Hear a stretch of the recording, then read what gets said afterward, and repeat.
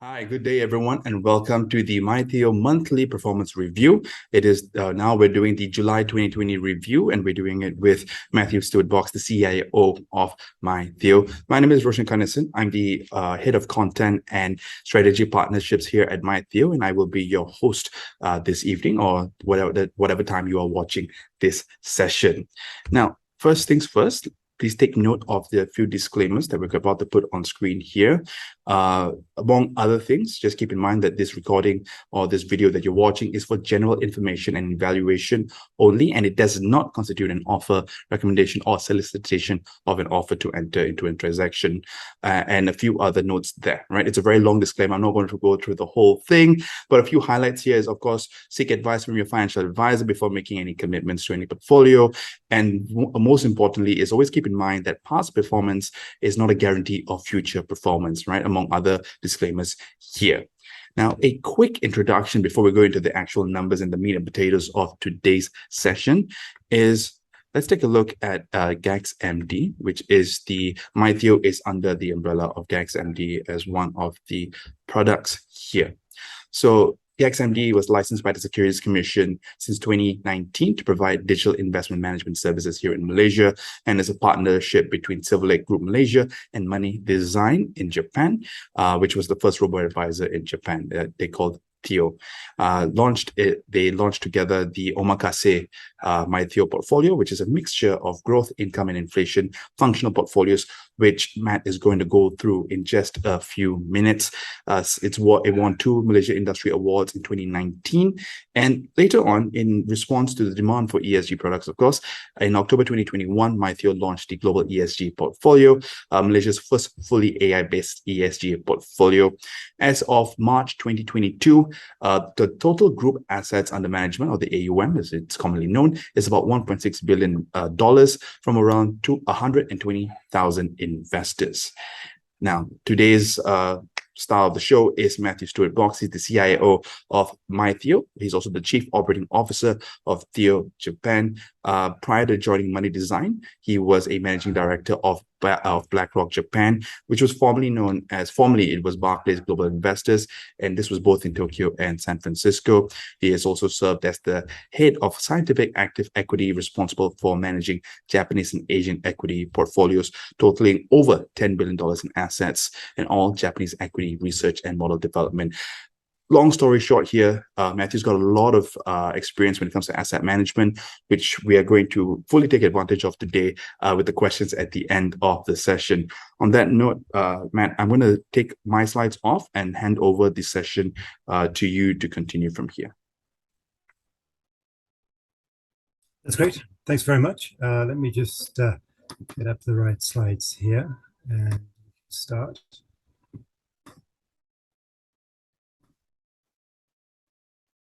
Okay, great. Thanks very much. So we'll go through as normal. We'll go through the performance of each of our main portfolios for the month of July, and we'll try and put it into a little bit of context in terms of what's been going on at a macro level and in individual markets. And we'll also discuss a little bit about how the portfolios are positioned at the moment and what changes we've made, what rebalances we've made to the portfolios recently. First off, on this slide, we can see the summary of the performance for July. And as you can see, it was a very positive month for all of our portfolios. All portfolios were positive during July. And it was an almost complete reversal of what we'd seen 1 month ago in June. So a very strong rebound in multiple markets, especially equity markets, US equity markets, but also in the fixed income space. Most fixed income markets had a positive month in July. The only kind of major asset markets that struggled in July were some of the commodity markets. Things like energy, oil, wheat, gold, things like that were down in July. But overall, a very strong month for most markets. What we'll do is maybe go through portfolio by portfolio and try and explain a little bit about what was going on and some of the drivers of these returns. So let's start with the growth portfolio. So as you can see on here, this portfolio was up 6.99, nearly 7% in the month. And the goal of this performance is to achieve a high return over the long term with a similar level of risk to the global equity market. And so naturally, this portfolio is made up mostly of equity ETFs, various country and regional equity ETFs. This slide here shows the current positioning of the portfolio. So on the left-hand side, we can see a pie chart of all of the holdings in the portfolio. So each block on the pie chart is an ETF arranged by their size. And you can see, the largest positions we have are mostly in the US large cap, value, US large cap growth, things like the UK, Japan, US, Hong Kong, and so on. In terms of the contributors during July, the biggest contributors were the US positions. The US markets rebounded most strongly during the month. Most markets were positive, but in particular the US. And so the biggest contributors for us were things like the US large cap value, mid cap value, things like that. The only negative contributors for the month actually were from the China and the Hong Kong positions. But as you can see, the portfolio remains well diversified across multiple regions. And maybe if we just think a little bit about what was going on in the equity markets in July, it's a little counterintuitive in a way. The US macro news was not good in many ways. The US entered a technical recession, so it's had 2 quarters of negative GDP growth. So Q1 and Q2 of this year were both negative. So from that point of view, the US is in a technical recession. And of course, the US Fed raised interest rates for the second month in a row by 75 basis points in July. And so normally these things would be negative for equities. And so why did the US rebound so strongly? 2 things, I think. One, I think the sell-off in June had been so abrupt and so severe that there was naturally going to be an element of rebound in July. But also, there's an element of investors shifting their focus a little bit. They've seen how aggressive the Fed has been in raising interest rates.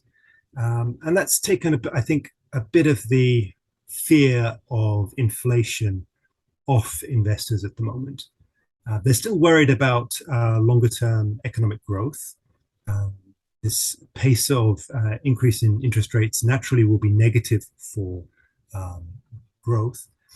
But so far, things like retail sales, employment growth, more recently, corporate earnings growth remain robust in the US. And so I think what's happening is investors in the US are thinking that the Fed has perhaps shown that it's serious about tackling inflation. And people are betting that it'll be able to generate a reasonably soft landing in terms of, in particular, corporate earnings. I think that's really the reason why the US market in particular rebounded so strongly in July. But we'll see whether that plays out in that way. Anyway, that's how the growth portfolio performed in July. Moving on to the income portfolio. So just to recap, the goal of this portfolio is to generate a more stable level of return, stable level of income with a lower level of risk, lower volatility.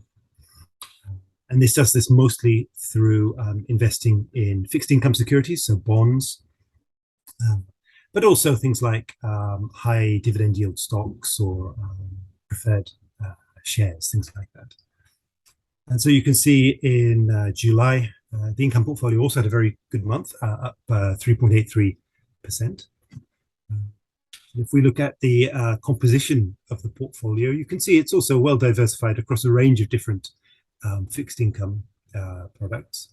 So it has holdings in treasuries, US treasuries, global treasuries at various different maturity levels.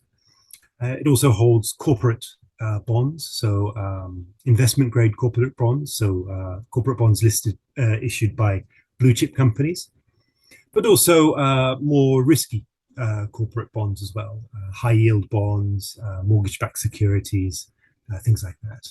Also emerging currency bonds, both issued in local currency and also in US dollars. In terms of the drivers for this month, at least, July, the biggest contributors were the high yield bonds, where we have long-term high yield bonds, but also short-term high yield bonds. They had a very strong month in July. But also the investment grade securities and even US treasuries were positive in July. And again, this might feel a little counterintuitive, given the fact that the US Fed raised interest rates, and normally, rising interest rates are negative for bonds. And so why were so many bond markets positive in July? Well, I think it's a similar kind of thing that's going on in the equity markets. A lot of these US Fed rates were already priced in to most bond prices.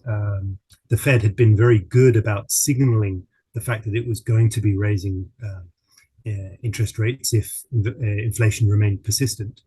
And so in that sense, the rise in interest rates was not a surprise or a shock to any bond investor, I think. And I think what people are betting on is, the Fed is being aggressive right now on inflation. And that means that inflation should fall in the US over the next few months, meaning that further interest rate hikes might be at a lower level, a slower pace perhaps than people had been worried about in the past. And so we saw that short-term interest rates certainly went up as a response to the US Fed raising rates, but actually long-term interest rates did not go up in the US. And I think that was probably the reason why many of these bond markets actually had a good month for July. Moving on to the third functional portfolio, the inflation hedge portfolio. And so just to remind there, the goal of this portfolio is to protect the real value of assets in the portfolio. So to match, at least match inflation, consumer inflation. And again, this portfolio had a very strong month in July, up 6.21%. This portfolio, in order to hedge against inflation, this portfolio is focused on real assets, and it holds a diversified range of real assets. Again, these are all held via ETFs, but you can see here it has some real estate holdings. It also holds commodities, precious metals, things like gold, industrial metals, investments in infrastructure, real estate, clean energy, TIPS. These are inflation-linked bonds as well. And so you can see it has a range of different assets, but all with the idea of matching the inflation rate in the long term. And so what were the drivers of performance in July here? Well, it was the biggest position here, the US real estate, that had a very strong month in July. Also TIPS, the inflation protected bonds, had a strong month in July. But also the clean energy element. It's only a small part of the portfolio. It's only 3% of the portfolio, but it had a very strong month in July. I think based on, expectations of expanded clean energy initiatives, certainly in the US and probably in Europe as well. So inflation had a strong month as well in July. Maybe just talk briefly in terms of changes in the portfolio. We, at the start of this month, at the start of August, we did a regular reallocation in our growth portfolio. And this is something that happens every 3 months. We rerun our algorithm and update our positions to reflect the most recent information in the market. And as a result of the reallocation in August, we made a few changes in the portfolio. They weren't large changes, but maybe mention a few of these. We added a few positions into the portfolio, a couple of US positions that we hadn't held for a while. This Invesco S&P 500 Pure Growth. So this is growth stocks within the S&P 500. And also the ICA's Russell 2000 Value we added to the portfolio. We hold a range of different US ETFs, different market cap parts, large cap, mid cap, small cap, also value, growth, a range of different ETFs. And so part of the reallocation this month was to add these two and reduce some of the large cap growth positions, in particular the NASDAQ position that we have in the portfolio. We also added some positions. These have always been in our investment universe, but in August, our algorithm chose to add some positions to Mexico, Germany, and Australia. And these are simply added from the basis of diversification. Adding these positions enables us to lower the overall volatility, the overall risk of the portfolio. So this is just part of the general quarterly maintenance of the portfolio, but let's just give you a flavor of slightly how the portfolio has evolved over the last month. Finally, the fourth portfolio is our global ESG portfolio. And so just to remind on the goal there, the goal is similar to the growth portfolio, achieve a high level of long-term growth, similar to the global equity market, but with exposure to ESG-focused ETFs. So this invests solely in ETFs that are tilted towards companies that either have a strong environmental, social, or corporate governance score. So these are the holdings in the portfolio at the moment. So you can see we have various positions in the US, but also emerging markets and EFA, so Europe and the Middle East. This portfolio also did well in July, very similar to our growth portfolio, and the drivers behind the positions or the performance was also very similar. In terms of mostly it was the US large cap recovery that was the biggest positive contributor, but also Europe and emerging markets were also positive for us during the month. So I'll leave it here. This is a rundown of what's been the drivers behind the portfolio performance for July. And maybe we should maybe turn to some questions. For sure, Matthew. And I've got a few here already, and a lot of this is, I think, some follow-up points from what you've already talked about in these during the session. And I'm going to stop the sharing for a little bit, and we will come back to, we've got some key takeaways to get into in a second as well. But some questions first. So Matthew, the second half of 2022, I think, as you noted earlier, has started with a recovery in risk asset prices, and we've seen that in a lot of the portfolios as well. Now, we've seen some of the top performing ETFs in the MYTHEO growth portfolio there, a lot of the US positions. I guess, how much should we be reading into this, right? You made some notes to maybe this could be investors maybe oversold in the month before. So yeah, I know I may be asking you to read tea leaves at this point, but how much should we be reading into all of this at this point? Yes, that's a very good question. My personal sense is we shouldn't read too much into this. You know, I think there was certainly an element of technical rebound in July, given the amount of selling that had occurred in June and the degree of pessimistic positioning that I think that investors had.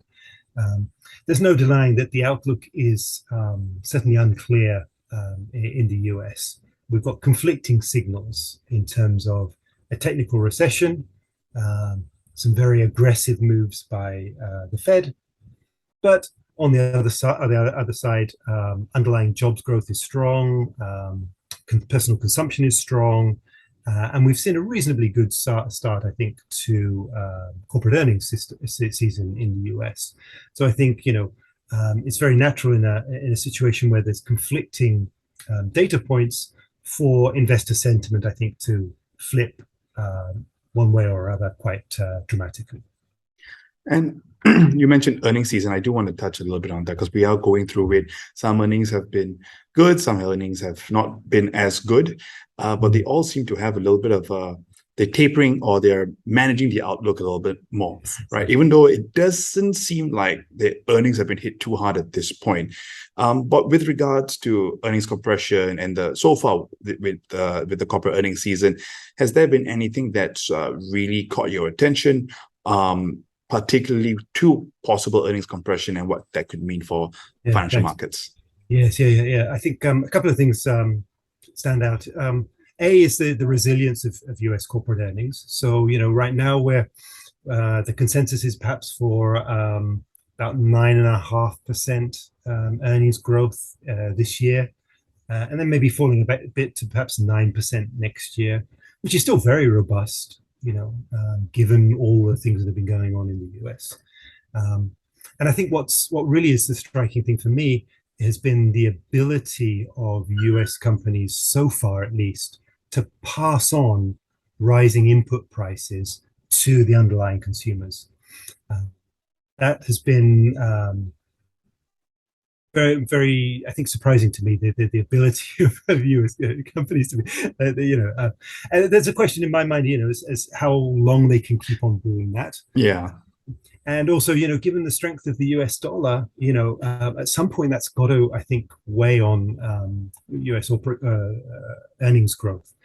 As you said, so far they've been very good, I think, at managing expectations and ensuring that they do at least marginally beat consensus. They've been very good at passing on costs, passing on the higher US dollar so far. I think the question in my mind is how long they can continue doing that. Yeah, like a few notes there in particular that I found interesting was the strong US dollar. I think I was reading, or there was a lot of talk about people watching the Apple earnings, right? Because Apple does a lot of business outside the US. And they were wondering whether foreign exchange was going to severely impact earnings. I think the answer to that is not yet, but we should look forward to the next few quarters to see how that plays out. Additionally, you mentioned how long they can pass this on to the consumer, and I guess that's what makes equities also one of the not the greatest, but what makes equities as an overall asset class a form of inflation hedge as well, right? Essentially, over time, they earnings prices do go up and earnings follow suit, but there is also a fine balance to be had there because consumers can at some point say enough's enough, and I don't think all the products are as fully entrenched as the Apple ecosystem, but yeah, I digress. Before we move away from the US, because I do have some questions on Chinese equity performance. You mentioned earlier, and this is not anyone's new news, right? The US GDP saw another contraction in the second quarter, marking 2 consecutive quarters of decline, which technically makes it a technical recession. But a few things you mentioned. There was the strong labor market that the labor market continues to look healthy, and there are some questions about, is this really technically a recession, right? Because now the definitions are coming out. But what the bureau is it entirely down to two sequential quarters of negative growth? So is the US really in a recession, or is it a little bit more complicated than that? Yeah, I think that's a very good question. Yes. So there's an element of kind of dancing around this definition, and I think that's perfectly natural. I mean, you need to have a clear definition of, from an economist's point of view, what's a recession, what's not. And from that point of view, yes, the US is in a recession. It's had 2 negative quarters, and that's the definition that the Fed uses for a recession.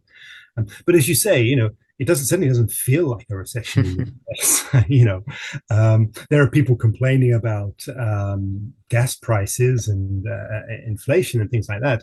But it certainly doesn't feel like a recession in the US. And I think that's probably the more important point, I think, to the extent that the labor market and related to that, obviously, consumer spending remains strong, then I think there's a very good case that US underlying fundamentals are doing okay. All right. And I think that's one of those major concerns that policymakers are looking at, right? The gas prices, because that's the most painful element.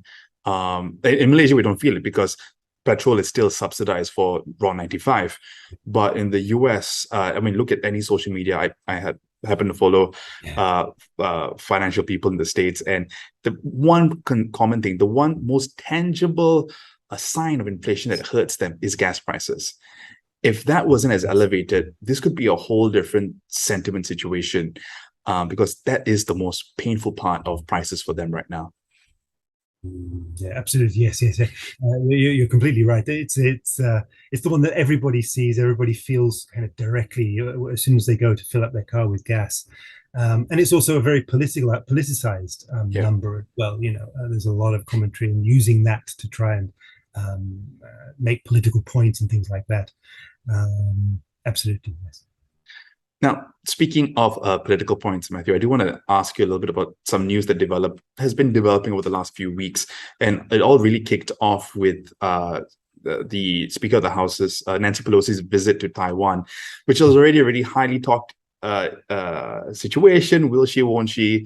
And she did. And tensions just seem to have increased following that visit, right? And there's a lot of politicization of it. But I guess from an investor's perspective right now, for the retail investors in particular, how big of a risk does this represent from that perspective, right? Should we be losing sleep over this, or is it still too early to kind of see how this plays out? Yes, yeah. I think, I mean, if you step back a little bit, this is a geopolitical risk that's, been there for the last 70 years. And it's clear that the situation involving Taiwan is not in any kind of stable equilibrium. We have, 2 systems that don't match right now. And at some point, something has to get resolved. But we've lived with this for 70 years. And there doesn't seem to be an indication that it's going to be resolved one way or another in the near term. Having said that, people have seen things in Ukraine and things like that, with where geopolitical risk can materialize into actual conflict relatively quickly, and that can have big knock-on effects to asset prices. Now, obviously, in the case of Ukraine, the huge impact on the oil price, wheat price, all that kind of thing. And so I think people are very conscious of the fact that these kind of latent geopolitical risks can crystallize really quite quickly and have big knock-on effects. Obviously, in the case of Taiwan, it's a different set of effects. But I'm no geopolitical analyst, but I think a lot of investors, have realized that these kind of latent risks can crystallize and have big impacts in certain asset classes in a relatively short period of time. So it's natural people are worried about this. Yeah. Now, let's stick to the region for a second, because we've talked a little about the US, but when we looked at particularly the growth portfolios, when I was looking at the MYTHEO growth portfolio, I noticed that Chinese equities seem to have been a key underperformer in that functional portfolio there. Are there any key concerns on your mind when investors watch the Chinese equity market in particular? Yeah, sure. So we have positions in Chinese and Hong Kong equities in the portfolio. The Chinese equities are large cap Chinese equities, um, and they've been in our investment universe for a long time, and our algorithm takes positions in them. You're right that more recently they've been underperformers in the portfolio, and I think a lot of investors are looking to China as an element of a hedge to some of the risk in the US, with the idea that China is probably at a different point in the economic cycle with the US. Um, Government support is more positive, I think, for economic growth and for equities perhaps than in the US. Um, and also valuations are much better, Yeah. in China. I mean, that's partly that's the flip side of underperformance. Obviously, the valuations look good, but I think there are a lot of investors who are looking to, well, not just China, but a broader Asia equities as being a potential hedge for some of the certainly more expensive positions in the US. The way our algorithm works is we're not taking explicit timing bets on, say, the US market relative to the Chinese market. We're simply trying to invest in as diversified a way as possible. And from that point of view, holding positions in China and Hong Kong, I think, does make a lot of sense from a diversification point of view. But it's very difficult to make a kind of a timing call as to when China is likely to outperform the US. And speaking of diversification, I do have one last question, and it's with regards to the MYTHEO's functional inflation hedge portfolio, right? The third functional portfolio there. Real estate related ETFs were among the top performers, as you were noted earlier in the deck. But some may think this is a little bit counterintuitive to rising interest rates. Could you help break this down for us? Yeah, sure. Yeah. So we maybe think about, well, in the long run, real estate is a very good hedge on inflation. Normally when prices rise, landlords are able to raise their rents, and so the income stream of those properties rises normally at least as much as inflation. And so in the long term, real estate does tend to be a good inflation hedge. However, as you said, real estate has an element of sensitivity to interest rates. Part of the value of real estate is this future stream of income that the real estate is going to earn, and obviously that's discounted back based on interest rates. And so you'd expect if interest rates rise, that would be negative to real estate valuations. I think over the certainly last 6 months or so, as the Fed has started to raise interest rates, US real estate has suffered. That has fallen quite a bit, I think, from the increases in interest rates. I think when you just look at July on its own, I think it was positive for many of the same reasons as why US fixed income did well.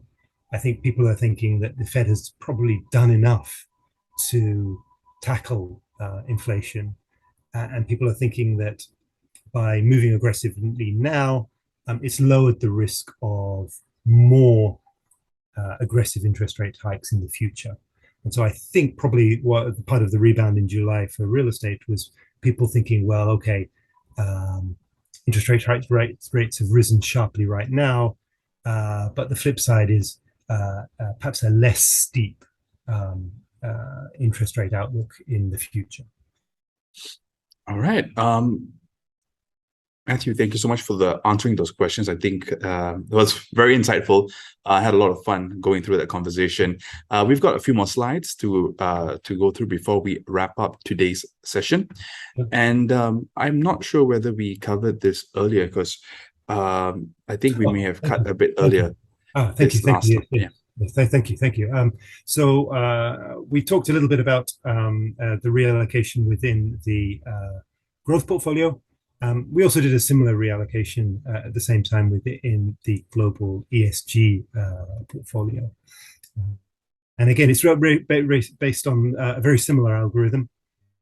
And in this case, in the ESG portfolio, we raised our position slightly in emerging markets and reduced slightly in the US. And I think this is mostly a result of kind of the recent outperformance, I think, of the US. But as I said, this is all part of just the regular maintenance of the portfolios. Right. And on that note, Matt, we're going into, well, the key takeaways, right? This is the second last slide here. If we could boil down all these notes, basically, we're taking a look at one, there was a shot from this session today, there was a sharp rebound in almost all asset markets in July, despite the technical recession in the US and the rates, US Fed interest rates rising by 75 basis points in July for a second successive month. Some seem to think that the aggressive rate hikes, again, are positive for controlling inflation. I think this was something we noted earlier in the session as well. But now, of course, the concern is going to be around the depth and the duration of this recession. But does it go into the third quarter? How deep is it? Or is it a soft landing, which I think some are hoping for? And some signals of that soft landing include things like, again, a continued strong labor market, and continued and strong earnings growth, although outlooks are starting to be lowered in that sense, lowering of expectations, particularly for growth and the ability to continue passing on those prices. And this is a point that the fourth point here, something I think you've alluded to as well, right? The timing of the market situation. And this is something even in general personal finance, or even when I was a financial planner, you keep telling clients it's extremely difficult to time the markets. And a lot of times it really is due to, there's a lot of luck and a lot of randomness involved here. So asset allocation, portfolio diversification, and dollar cost averaging are three powerful tools or tactics in your arsenal to help reduce the risk associated with investing and over time potentially earn more with consistent returns, right? Consistently invest for the long term. A positive note here was that MYTHEO portfolios showed all positive returns in July. And ultimately, that we remain confident and convinced that the most effective investment method is to invest with a long-term perspective, which I could not agree with more. And of course, through the diversified MYTHEO Omakase portfolio to tap into growth, income, and inflation hedge functional portfolios that are designed or personalized for the individual. Matt, do you have any closing remarks before we close today's session? Yeah, no, I think that's great. Thank you very much. I think, as you said, this is a difficult outlook, I think, for a lot of investors. And I think the key point here is not to try and time any kind of bottom to the market, not trying to time flipping between asset classes. This is a time to stay diversified and keep a longer term perspective, I think. Matt, thank you so much for your time. That was Matthew Stuart-Box, the CIO of MYTHEO and the CEO of Theo Japan. And ladies and gentlemen, for all of you who stayed with us till the very end, thank you very much and stay safe. If you want to follow us on any of our social medias, this is our Facebook, Instagram, and our website. We've got some nice content on the blog. And check out the app on the App Store or Google Play. My name is Roshan Kanasan. I've been your host today, and I'm also the Head of Content and Strategic Partnerships at MYTHEO. Thank you so much for your time. Have a great week ahead. Let's take a moment to talk about money. We all know how important it is to save. But no matter how hard we work to build our nest egg, experts believe most of us still won't have enough to retire comfortably. Investing is the better way to grow your wealth, but requires years to master on your own, or high fees and starting capital to hire a wealth manager. Now, there's an easier way for you to invest. MYTHEO is a digital investment manager that does the work for you using investment strategies with a proven track record, helping over 60,000 Japanese investors grow their wealth. That's over $300 million of assets under management. And this is all it takes to start investing meaningfully. When you create an account, MYTHEO will want to know you a little better. Things like your age, assets, and appetite for risk. Once it has collected enough information, a professional investment portfolio will be generated just for you. This portfolio will consist of ETFs listed in the US stock market. Each ETF is selected for its different feature, such as country or asset class, to further diversify your portfolio. And that disperses some of the risk. This global diversification strategy is one way MYTHEO optimizes your portfolio. The algorithm that drives MYTHEO's logical investment reasoning is based on the research behind 2 Nobel Prizes. In the past, you or your fund manager would have to closely monitor the market's various moving parts every day. That's a lot of data and decision-making. With MYTHEO, you don't have to sweat the hard stuff. It automatically rebalances your portfolio to its prime investment position. What MYTHEO does for your portfolio is no secret. View the rebalancing data anytime from your account, accessible via the app or website. You might even want to start calling the shots one day. Go ahead and adjust the portfolio to suit your needs. After all the money talk, here comes the money talk. Thankfully, MYTHEO's service will not break the bank, just a small fraction of your investment. With no sales fee, no exchange commission, and not a single surprise charge. So the question to ask yourself is this: will it be worth it? Deciding to invest may mean new commitments and lifestyle adjustments. It could also mean the freedom to do what you've always wanted, not just life's milestones like marriage, kids, and retirement, but the moments in between that make life richer. Whatever it looks like, it's time to invest in experiences that truly matter to you, because life's moments are priceless.